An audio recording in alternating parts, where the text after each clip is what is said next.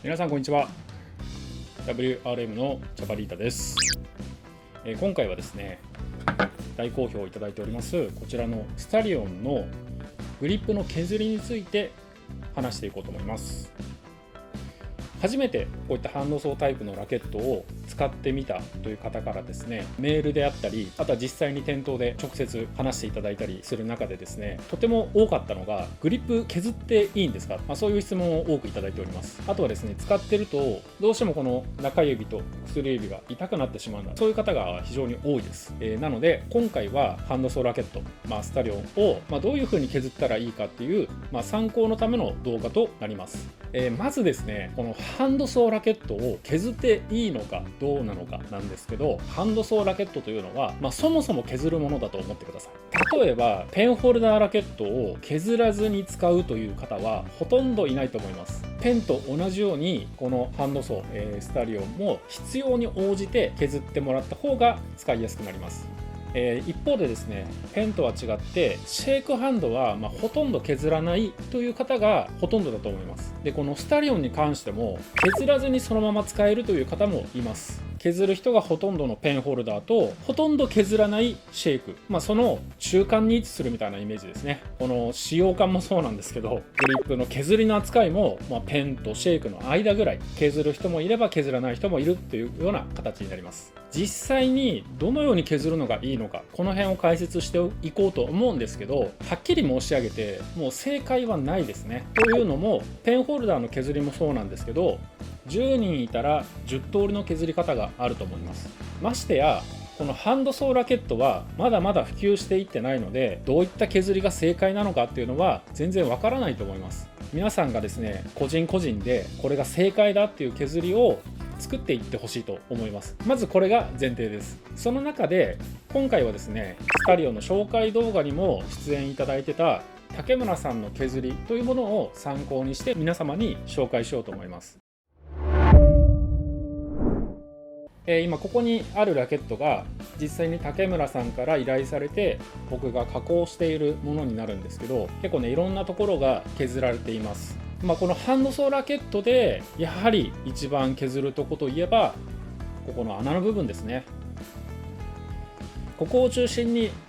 中指と薬指が痛くなる人が多いので、やはりここを削る人が多いです。で実際にこれどのように削ってあるかというと、こっちは削ってないラケットです。違いわかるでしょうか。通常のスタリオン新品状態だと中指が1本通る大きさの穴になってます。これが竹村さんのラケットは中指と薬指2本入る、要するに大きく、広げられている、そういう削りですね。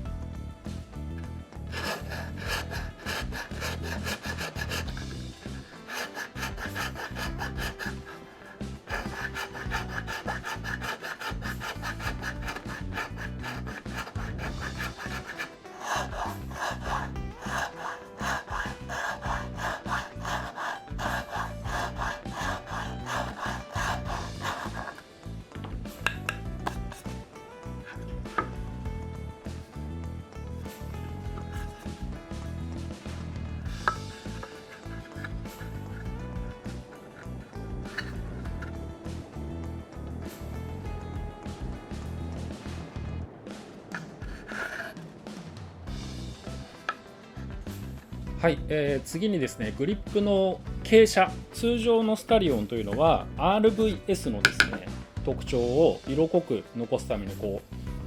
リップが厚く作られています。ただこのラバーを貼る面との段差がかなり出てしまうので、この竹村さんの要望ではここを傾斜をつけてるわけですね。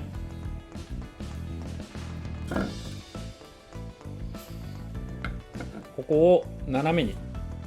切ってます。切るというか、削ってます。こうすることで特にですねバック側、人差し指の収まりが非常に良くなります。ここの収まりですね。これが新品のスタリオン。ちょっとやっぱここが出っ張ってるんで人差し指の腹に当たります。こう傾斜をつけているのですごい収まりがいいです。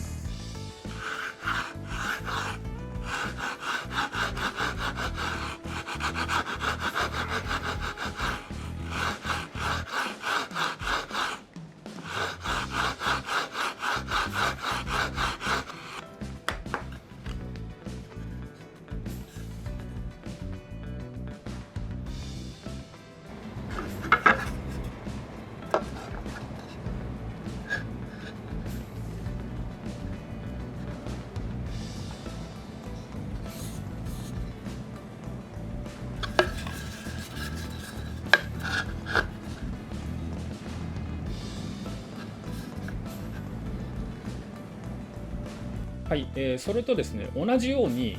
今度こっちフォアハンド側の親指の押さえが非常にしやすいように今度ここに傾斜をつけてます。ここです。ここですね。通常ではここも均一の厚みが取られてるんですけど、ここを削って薄くしてフォアハンドで握った時に親指がここに収まりやすいようにしてます。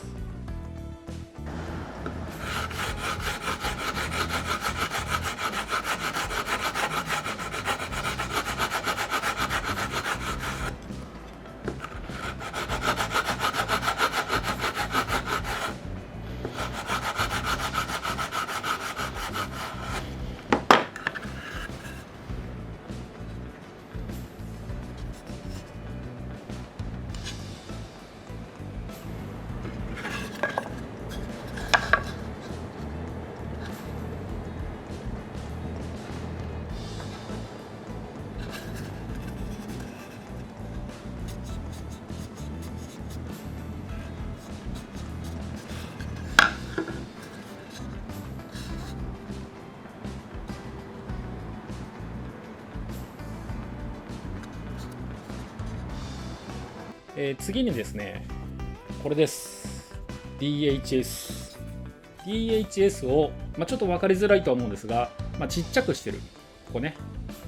新品はこう結構尖ってるんですけど、ちょっと背を低くしてます。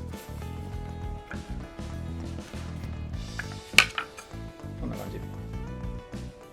どれぐらいですかね。5ミリぐらいは低くしてますかね。これはなぜかというと、ハンドソーはこの親指をフォア側に置くか、バック側に置くか、この操作がですね非常に重要になってきます。今までのラケットではあんまり関係なかったところではあるんですけど、このスタリオンの現代的な合板を採用できたことによって、この親指の位置というのが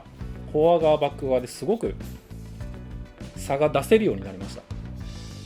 ら言ってしまえば、シェイクハンドのフォアグリップバックグリップ切り返ししますよね、皆さん。それがハンドソーってこうグリップを握る手はあんまり変えれないんですよね。分かりやすくこの親指を DHS のフォア側に持ってくるかバック側に持ってくるか、これがいわば、グリップチェンジなんですよね。これが新品時は結構高いです。 DHS これが結構出っ張ってます。これを低くすることによってスムーズに行えるように、ちょっと背を、低くしてるんですね。はい。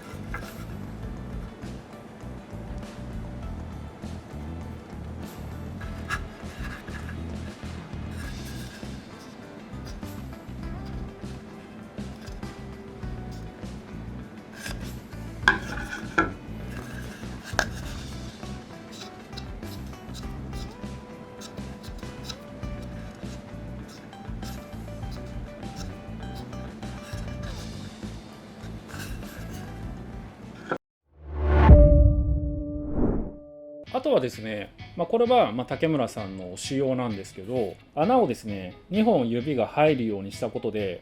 グリップがちょっと上に行きます。そうなると下がちょっとね長く出ちゃうので、下をねちょっと削ってます。ただここは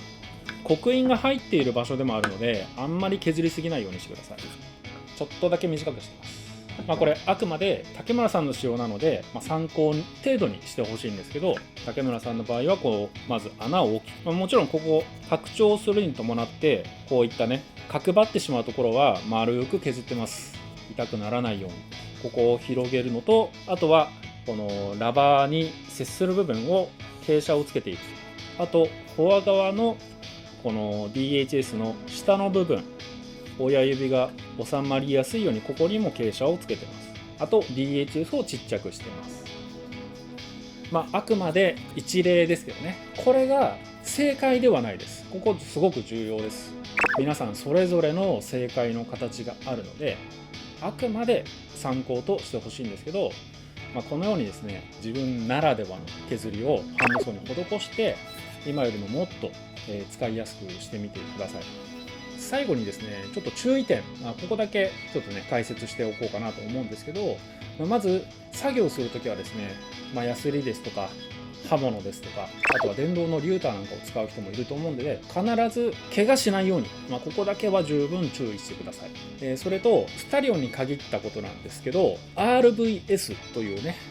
最新技術を採用して作っています。ここがこのラケットの最大の売りなので、例えばこのグリップを広く加工する上でここが分断してしまうようなことは避けてください。ここが全部削ってしまうようだと、この RVS のこの押さえる力っていうのがなくなってきてしまうので、必ず大きく削ったとしてもここはつなげておくようにお願いします。そしてこの穴を広げるときにグリップ側に広げていった場合ですね、このグリップは空洞があります。ドット3ストラクチャーもそうですし、 RVS の内側にも少し軽量のための切削が入っているので、目安としてはですね、このグリップ真ん中に入っている茶色い木まではいかないようにしてください。あんまり削りすぎちゃうとその空洞が出てきてしまいます。そしてこっちのラバー側削りすぎると RVS の性能がなくなってしまうので、広げると言っても限度があります。ここだけ注意してください。以上がですねこのハンドソースタリオンの削りの参考の紹介になります。このスタリオンで初めてハンドソーを握った人はわからないとは思うんですけど、実はですねハンドソーの中で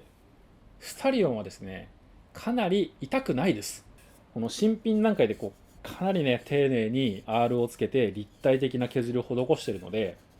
これ実はですねずっと長年ハンドソーを使ってきた人はみんないます。もう全然痛くない、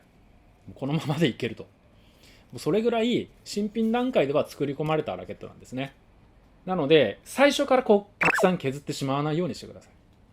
痛いところがあったらそこだけちょっとずつ削って、ちょっと削ったら実際に打ってみて、最初からあまり削ってしまわないように注意してください。皆さんがですね独自のこのハンドソーの削りを実現できるようにこの動画を参考にしてぜひ試してみてください。